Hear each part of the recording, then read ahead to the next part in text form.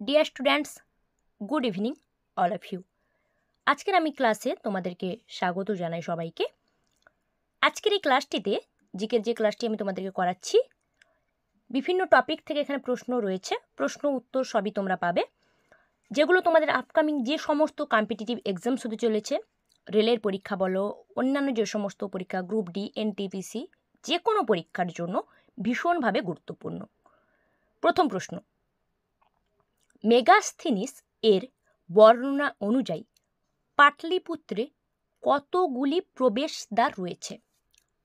প্রবেশ করার যে দ্বার, মেগাস্থিনিসের বর্ণনা অনুযায়ী কতগুলি রয়েছে? সঠিক উত্তর হবে অপশন ডি, 64, 64টি। মেগাস্থিনিসে বর্ণনা করেছেন পাটলিপুত্র সম্পর্কে, তো সেই অনুযায়ী, ওনার বর্ণনা অনুযায়ী পাটলিপুত্রে 64টি প্রবেশদ্বার আছে। নেক্সট প্রশ্ন, কোন ধরনের মেগালিথে, মেগালিথ বলতে কি বলেছে বলতো? ওই স্মৃতিসৌধ বা সমাধিসৌধ যাই বলতে পারো, ঠিক আছে? তো কোন ধরনের মেগালিথে পাথরের টুকরোগুলোকে সমাধির চারপাশে বৃত্তাকারে সাজানো হয়? উত্তর হবে অপশন এ, শিলাস্তূপ।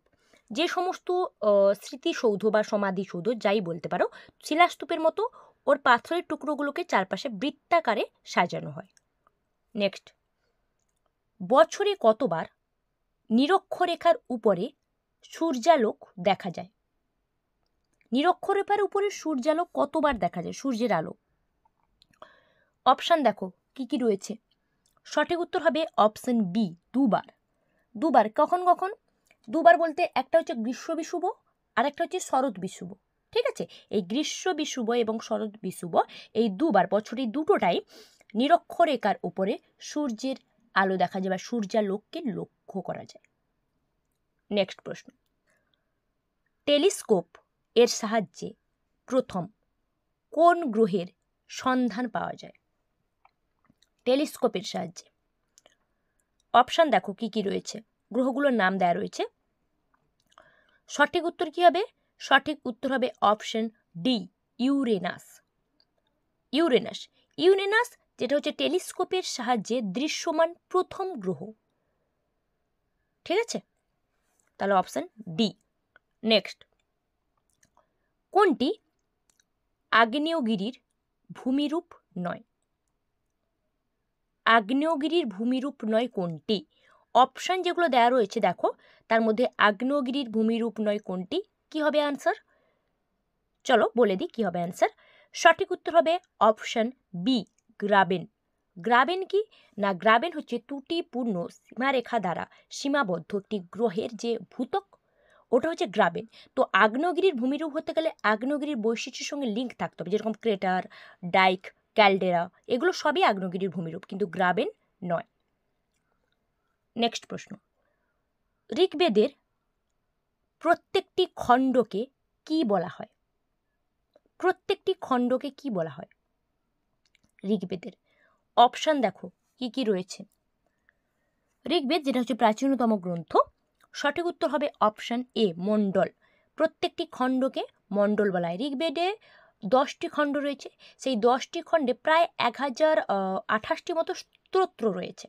স্তোত্র পাঠ যে হয়, তো ওই 10টি খণ্ডে 1028টি মতো প্রায় স্তোত্র রয়েছে। তো ওই প্রত্যেকটি খণ্ডকে, এক একটা খণ্ডকে কি বলা হচ্ছে না, মণ্ডল বলা হয়। Option A. নেক্সট, সম্প্রতি কোন রাজ্য সন্তোষ ট্রফি জাতীয় ফুটবল চ্যাম্পিয়নশিপ জিতেছে? সম্প্রতি জিতেছে সন্তোষ ট্রফি জাতীয় ফুটবল চ্যাম্পিয়নশিপ, কোন রাজ্য? অপশান দেখো কি কি রয়েছে। সঠিক উত্তর কি হবে? সঠিক উত্তর হবে option A, West Bengal, Paschimbanga. Paschimbanga জিতেছে সন্তোষ ট্রফি জাতীয় ফুটবল চ্যাম্পিয়নশিপ। কেরালাকে হারিয়ে চ্যাম্পিয়ন হয়েছে ওয়েস্ট বেঙ্গল, কেরালা রাজ্যকে হারিয়ে।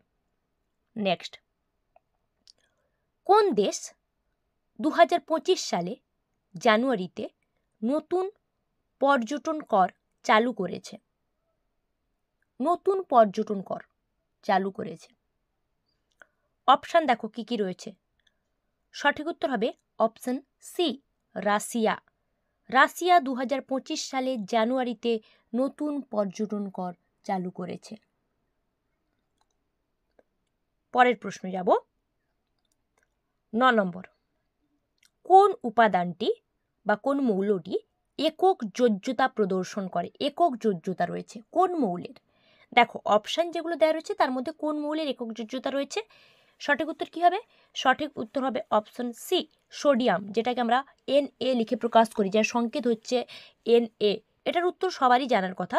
এটা হচ্ছে সোডিয়াম হচ্ছে মৌল যেটি একক যোজ্যতা প্রদর্শন করে। চলো নেক্সট প্রশ্নে চলে যাব আমি।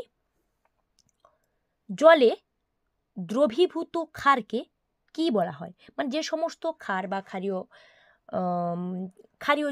ক্ষারীয়জাত ক্ষার রয়েছে, যে সমস্ত দ্রব্যে বা ওই ক্ষারগুলো যখন জলে দ্রবীভূত হয়ে যায় তখন ওগুলোকে কি বলা হয়? না ওগুলোকে বলা হয় অ্যালকালি। কি বলা হয়? না অ্যালকালি, অপশন এ। যে সমস্ত ক্ষার জলে দ্রবীভূত হয় সেই সমস্ত ক্ষারকে কি বলা হয়? না অ্যালকালি বলা হয়। ঠিক আছে, অপশন এ।